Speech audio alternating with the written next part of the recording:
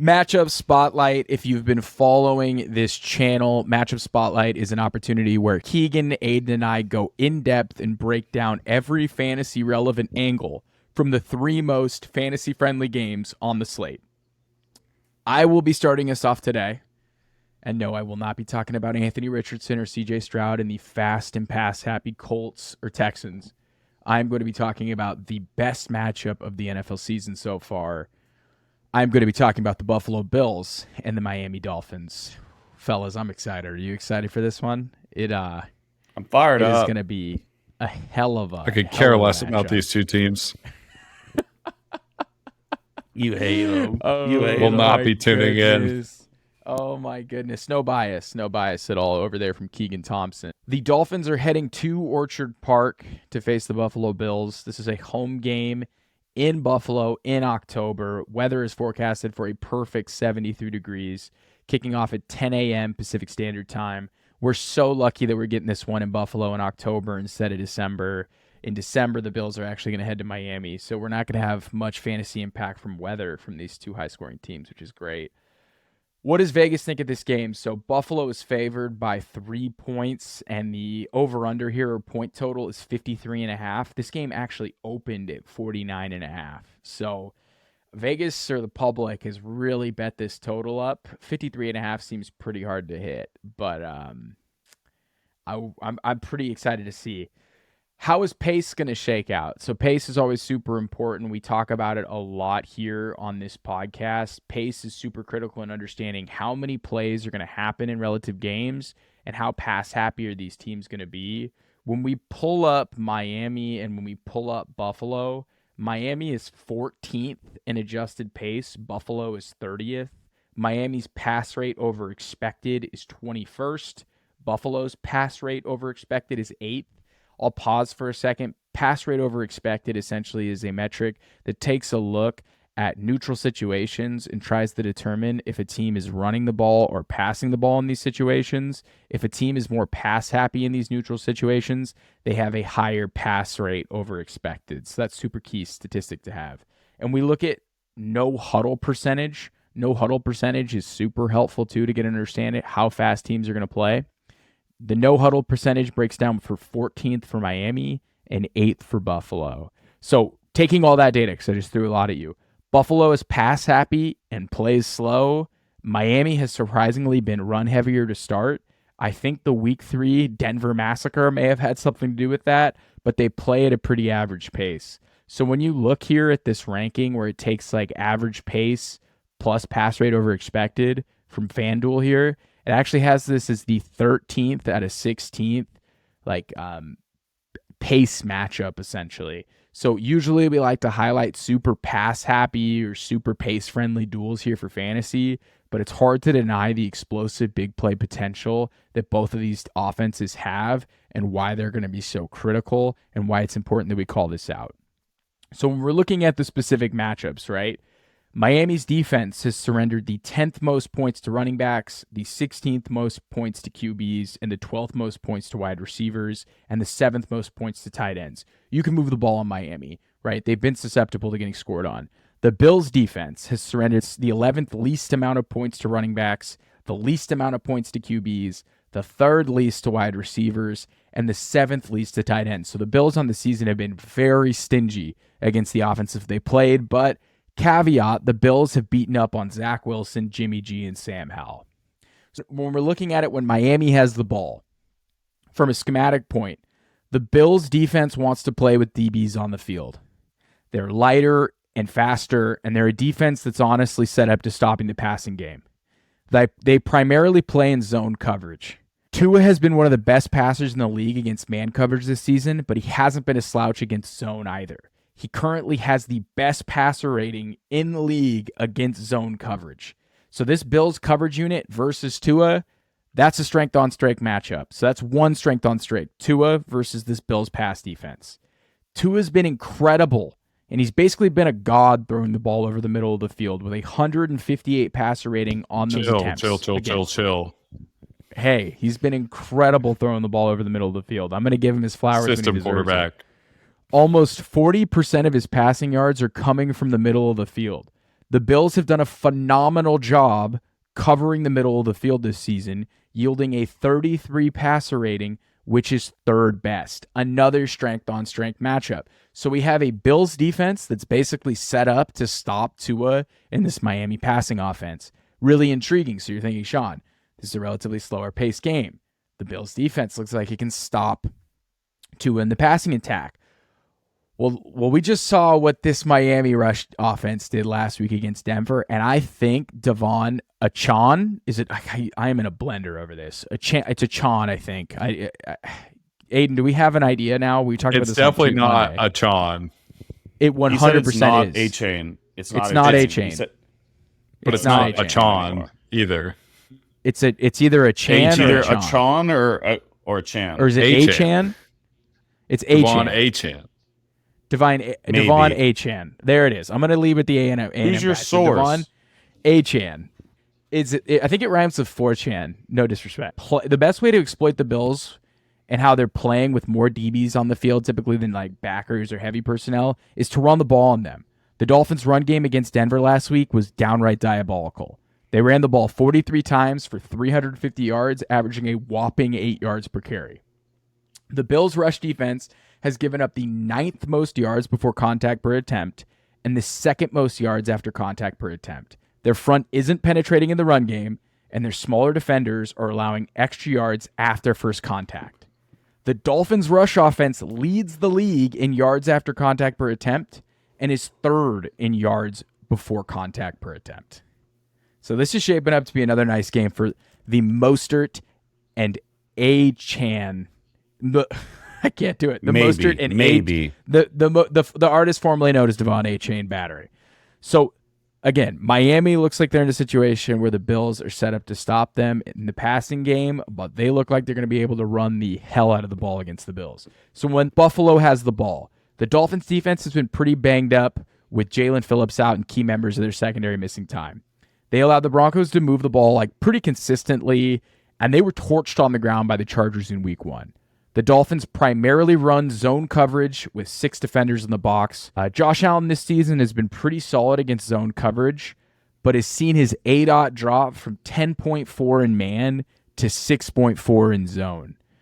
What's interesting is the fact that Miami actually has the 5th highest ADOT of any team this season, and they have the 5th highest percentage of deep throws faced. So Allen wants to throw the ball deep. Miami's been pretty good at stopping it, but teams have tried to throw the ball deep on them. So that makes me think that Josh Allen might get a little greedy and throw some bombs to Gabe Davis this weekend. I don't know if they connect, but I kind of feel like that's going to happen. That's all he does. I think I'm like, that what do might you mean? happen. That's all He is Josh like Allen the does is greediest get quarterback greedy. in the NFL. I think we're going to see Allen greedy. get super greedy against this defense. So, but at the end of the day, like it sounds boring, but it's got a 53.5 total from Vegas. But both of these teams are going to score if they run the ball. And man, Miami's front just hasn't been great. The underlying stats tell of a story of a front seven that's just getting pushed around. The Dolphins, on average, have surrendered the 2nd most rush yards before contact through 3 weeks. Their stuff percentage, which is a stat that measures if a defense is able to generate a run that does not result in a first down or touchdown, less than 4 yards on first down, or less than 3 yards on any other down, is a league low 32%. The next closest is Arizona at 36. So this front seven's getting pushed around. They don't stuff people in the run game. And the Bills average the 7th most yards per 4 contact per attempt and have been stuffed on a second best 37% of their rush attempts. So that run game isn't getting stuffed. That run game is making things happen even before contact. And then you sprinkle in a little James Cook, who's like top 10 in every single rushing efficiency metric through 3 weeks. This is setting up for a major James Cook week. So breaking that down, I think it's going to be really hard for Miami to throw the ball on Buffalo, but I think they'll be able to run. I think it's going to be tricky. I don't know. You're going to start Tua. You're going to start your studs. Excited to see Jalen Waddle be back. We'll see if it's strength on strength, if strength prevails. But I also think the Bills and Josh Allen are in a position to take advantage of a suspect Miami defense. And I think this is the big James Cook week we've all been waiting for. A couple quick nuggets before we go to our next game. In his lone healthy game against the Bills last year, Tua had 11 fantasy points. In his last 3 games against the Bills, Tyreek Hill has been held to an average of 14.5 fantasy points per game. In 7 games as a Bills, Stephon Diggs has averaged 19.1 fantasy points per game against the Dolphins. As it currently stands, and this has nothing to do with this matchup, but Raheem Mostert is averaging 28 fantasy points per game. That's his average through 3 weeks. And this is a fun stat. The Bills' defense has forced the 3rd highest checkdown rate to running backs this season. So look for the Miami running backs to get involved in the pass game. But that's a big, hefty matchup here. I went through a lot of different angles, but I think you're going to start your studs, but be really excited about the running backs that are going in this one. So I am pumped. It's a good one. Huge divisional implications, obviously. Bills have already lost 1 divisional game, and that Monday night thriller that Keegan will be replaying in his mind for the next couple of months, years, all I'm gonna ever decades. have I from don't this know. year. For a long time, but no, it's gonna be a banger. That total is really high. Under I don't see many totals north of 50. Under. Yeah, for those of us legally gambling, yeah, that's probably an under for me. But should be a good one, dude. It's a lot of strength on strength. I think we're gonna see the run game kind of dominate, like you had alluded to a little bit. So I'm excited. Yeah, it's the marquee matchup of the weekend without a doubt. If you have made it this far into tonight's episode, we appreciate you. We thank you. If you haven't subscribed yet to the Regression to the Mean channel, go ahead, so hit the like button, subscribe, turn on the notifications. We appreciate you for supporting, being a member of the Mean team. Thank you. We really appreciate it. Moving on to our next matchup here, Aidan. Why don't you take the horn? At this point, I'm kind of becoming the resident Chargers guy. Keegan was kind of our offseason Bolts Nation guy, but I'm kind of starting to take the reins. This is 2 weeks in a row I'm covering LA's second favorite football team, and we are talking about the Las Vegas Raiders taking a trip into SoFi this Sunday afternoon. Don't need to worry about weather. We are Dome Bros through and through. Game is going to be nice and cozy in there. Opened up at 4.5, up to -5.5 for the Chargers. So again, it's kind of that murky area. Anywhere between 3 and 7, you're kind of in that kind of yucky zone. Just in terms of ATS, both teams are 1 and 2. So this is kind of a weird number. You kind of want to get closer to 3 or 7, but both 1 and 2 against the spread. So you never know. As for the total, this opened up at 50.5 and has dropped down to 48.5. So the sharps are kind of telling us the number was set a bit too high by Vegas, or at least the early line movement would suggest that. This is currently the 2nd highest total of the weekend, following the matchup that Shaun already highlighted. In terms of over-under stats, the Chargers are 2 and 1 in favor of the over, and the Raiders are 1 and 2. So we're kind of starting to get enough data to see who's friendly in terms of covering over-under and ATS matchups. So just something to keep in mind. At a very high level, when you look at this on paper, this figures to be one of the more fast-paced games of the weekend. I'm checking in at 4th in terms of Brandon. I might mess up your last name. Brandon Gadula's FanDuel pace metrics. The Chargers are the much faster team, ranking just inside of the top 10 in terms of seconds per snap. Vegas is actually second to last, but given the fact that both of them pass at just over 60% of the time, I figured the Raiders will probably be playing a bit of catch up to the Chargers pace and kind of play more of their style. So I think this should be one of the more exciting games of the weekend. I think both quarterbacks are absolutely going to be slinging it. I'll get into some metrics here around running backs, but I think for the most part, this game favors the passing game on both sides of the football. Looking at the Chargers defense, again, take this with a grain of salt, given the Tua game and last week versus the Vikings, but this is what they've done on a position-by-position basis. They have given up the most points on a point-per-game basis to the quarterback position and the wide receiver position, 12th most to running back, so just about league average there, and closer to league average with 11th to tight ends. On the other side of the football, the Raiders are right around the middle of about half of these. It's kind of flip-flop here, actually. They are 11th most to QBs, 14th most to wide receivers, but they are giving up the 4th most to running backs and the 5th most to tight ends. So A couple things to highlight here. Obviously, starting against the Chargers defense is those points against the quarterbacks and running backs. Jimmy G's status is still up in the air. He's been limited. He's been limited in practice today, which leads me to believe he is on pace to play on Sunday, which is a huge boost for this Raiders offense. I'd be a lot more confident with Jimmy out there versus a potential Brian Hoyer or even Raiders favorite Aidan O'Connell. Please not Brian Hoyer. Anything. But the Raiders' way would be Brian Hoyer instead of Aidan O'Connell. It would be Brian Hoyer. So it's Patriots guy, it's silly. It's the Patriots way, and it's a truly miserable thing. But it would be Brian Hoyer. But all signs are pointing towards Jimmy G, which I think is really important for this matchup. By no means do I think this means Jimmy G is going to have a massive game and, be QB1 on the week.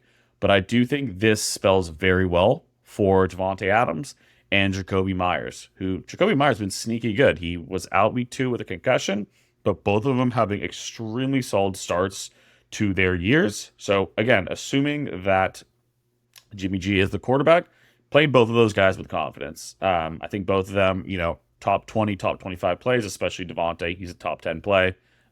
May have been wrong about him, but we'll see. We'll see if the milk continues to fester there. Anytime we fade Davante, it does not end well. Let's just leave it at that. Yeah, we'll see. The milk's been left out for a couple minutes. I might be able to get it back into the fridge and not be spoiled, but we're not sure on the Davante take, so we'll see.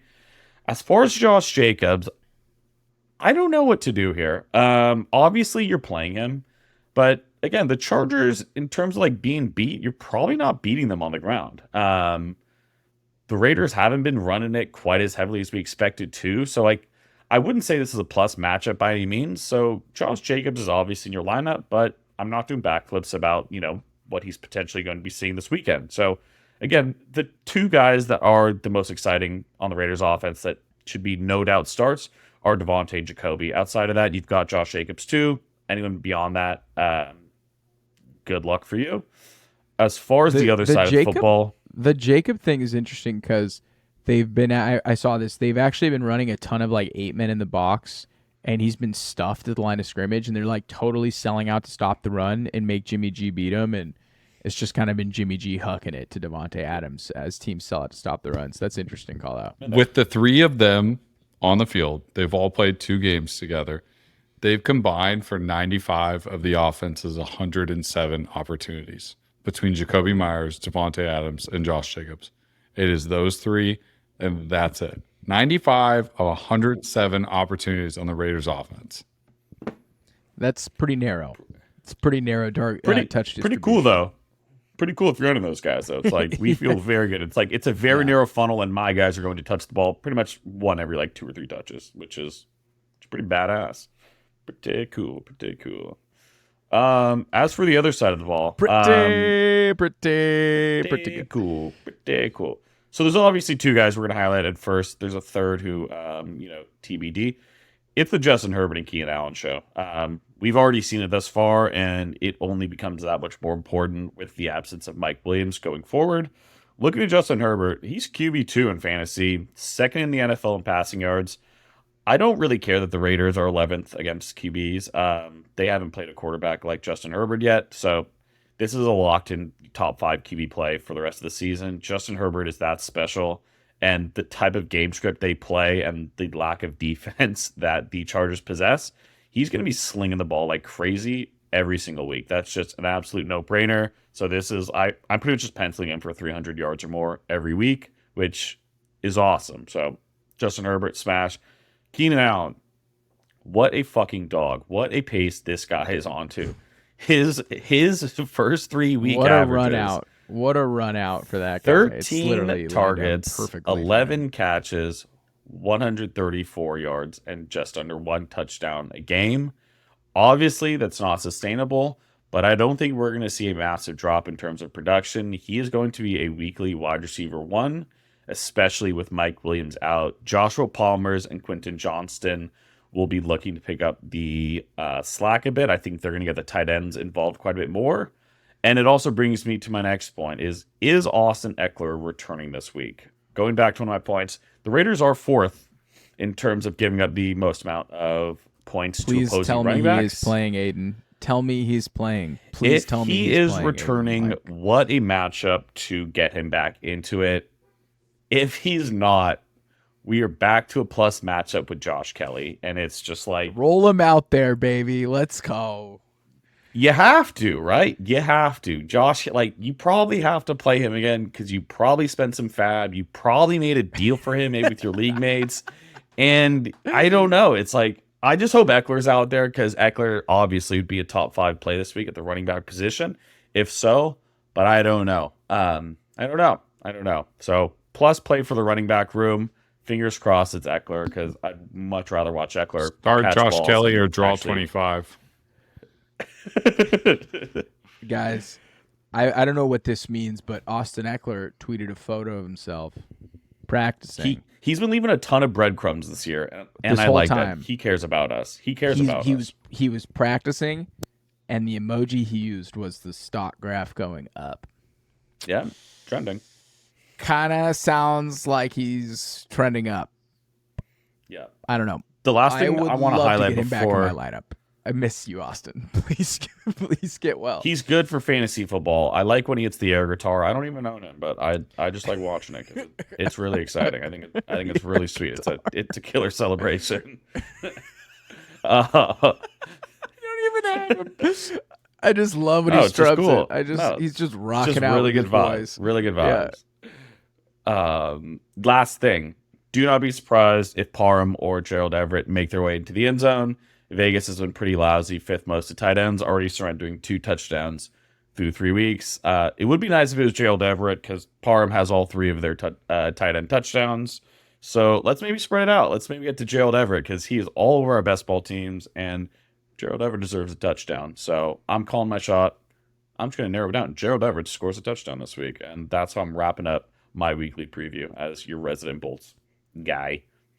Donald Parham has as many touchdowns this season as Kyle Pitts does in his career. Don't say that. You're lying.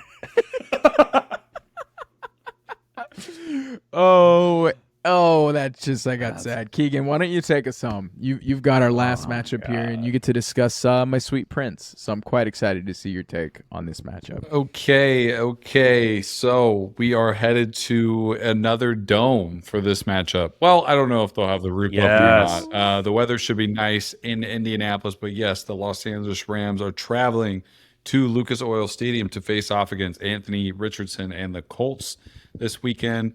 Over under currently 46. I think it opened at 45.5, so not much movement there.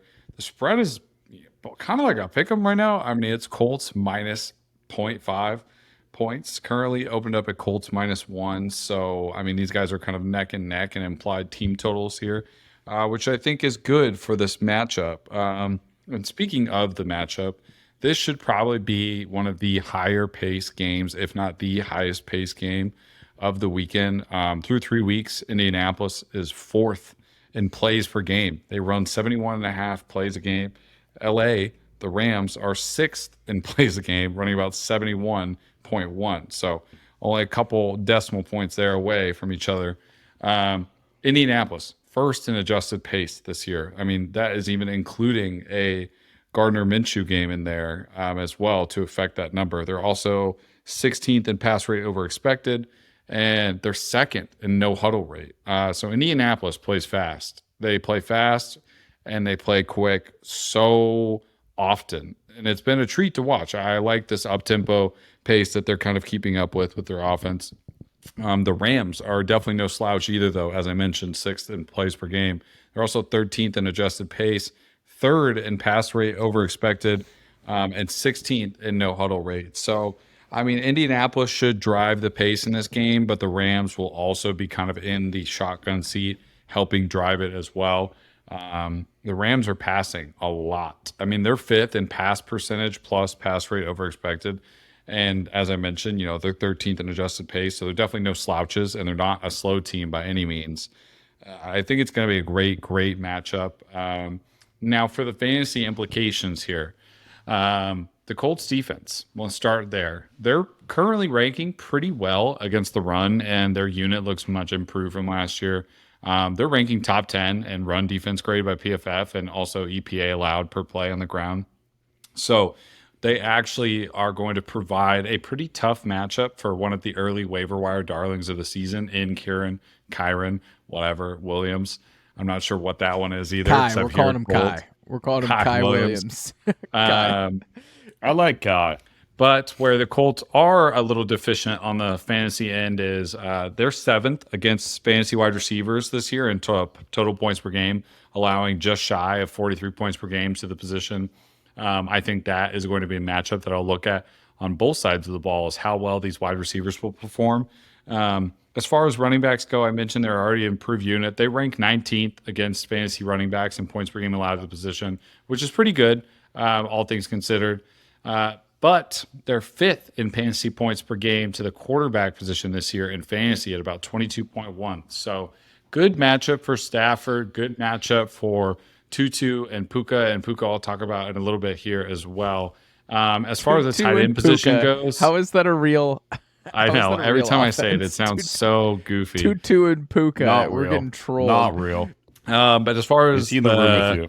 The last position goes, as far as fantasy relevancy, Colts are 17th in points per game allowed to the tight end position, so I'm not expecting like a big blow up game from Tyler Higbee here or anything. Onto the other side of the ball, the Rams defense. Right now, they are one of the zone heavier teams in pass defense this year, but they rank last in team coverage grade running that scheme this year. Michael Pittman, for a little nugget here, has been eating against zone coverages this year, and he's seen a lot of success against that scheme. He has 36 PPR points against zone this year and has a 22.2% target share against it as well. He's also returned 140 receiving yards and 16 receptions on 90 routes against zone. So I really like the Pittman matchup against this Rams defense. Looking at some other things for the Rams, they've been pretty good against fantasy running backs. They're 21st in fantasy points per game allowed to the position at about 17.8. They're 18th in fantasy points per game allowed to the wide receiver position. I don't know if this will be a huge blow-up game for the entire passing game in the Colts, but I do love Pittman in this matchup, especially noting all of those kind of like zone numbers that I just highlighted.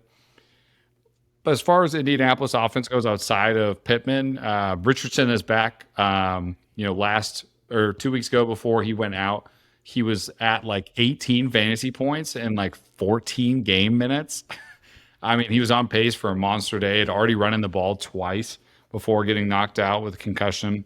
So I'm excited to see him back. I definitely think the no-huddle game script and the faster pace of play suits Anthony Richardson a bit more. Not to say they didn't play with pace with Gardner Minshew, but this offense is kind of tailor-made, built for Richardson, so it'd be good to see him back out there. I feel like the running backs in Indianapolis will definitely suffer with Richardson back. Zach Moss, we're kind of looking at you here. Your scoring opportunities are just going to get zapped with Anthony Richardson back in the lineup, and that's no Aidan. It's not to my hero. You're Zach wrong. Moss. You're wrong. Respectfully. He might though. No, Keegan has a point. This here, is though. There's two waiver wire darling running backs in this matchup on both sides of the ball, and like I feel like if anybody's stock hurts the worst from Richardson being back, it's Zach Moss. I'm not saying he won't be a productive fantasy player, but it'll be interesting to see how that shakes out this week with Richardson back. But as far as the Indianapolis offense goes, I think it's wheels up for Pittman. I think you start Anthony Richardson, obviously, in his first week back from injury. Josh Downs could be a sneaky play this week. I just think the pace of the game will kind of have a favorable game script for the passing game. And I think Josh Downs is starting to show kind of himself and the role that he's carving out in this offense. So I'll be excited to see that. For the Rams, I highlighted this a little bit, but I love Puka. Love Puka in this it's a great matchup. I'm going to save some stats when we go into start sit, like a little sneak peek. Ooh, teasing.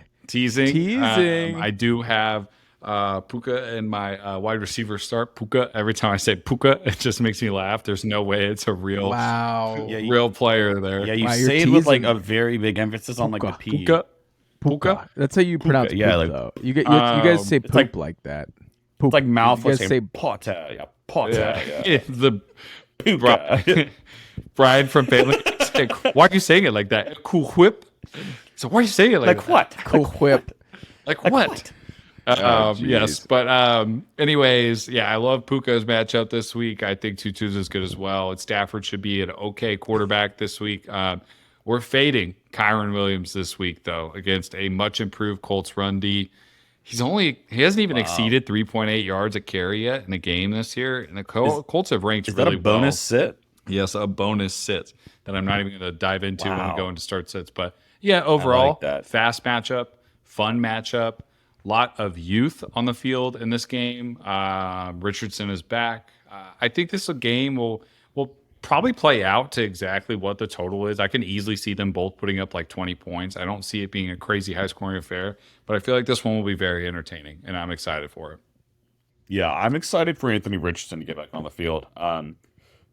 What an exciting talent he is. I didn't really expect him to like stick so early, and it was such a bummer not having him in my lineup last week. Like, kind of just a question for you guys.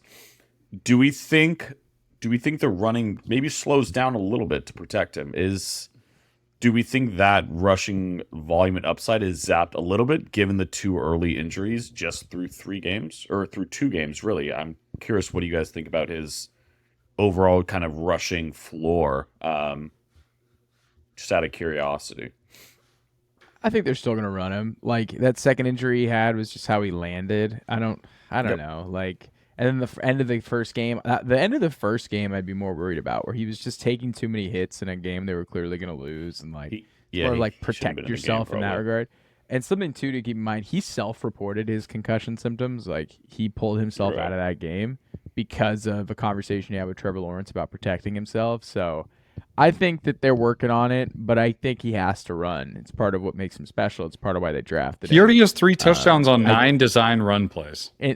He's scoring 33% on his designed run plays. When he goes in the red zone, it's game checker. Yeah, it's checkmate. It's over. It's his ball. It's like Jalen Hurts kind of, but Jalen Hurts is like kind of lame because they just get him to the 3-yard line. So and it's like time to just push him in. I just want to see someone stop it. But Zach Moss is still here. Zach Moss, he's not going anywhere. Zach Moss sedan is going to run out of steam soon. He's going to run out of gas. Zach Moss on he looks incredible. I believe in Zach Moss more than I believe in Kyron Williams. I don't give a rat's ass about Zach Moss, okay? You're missing out. He burned you once, and he's going to take me to championship glory. We'll see. And that's gonna do it for matchup spotlight. So if we're gonna look at this from like maybe more of a betting angle, we go under Dolphins, Bills. We go over Ravens, Colts, and we go what?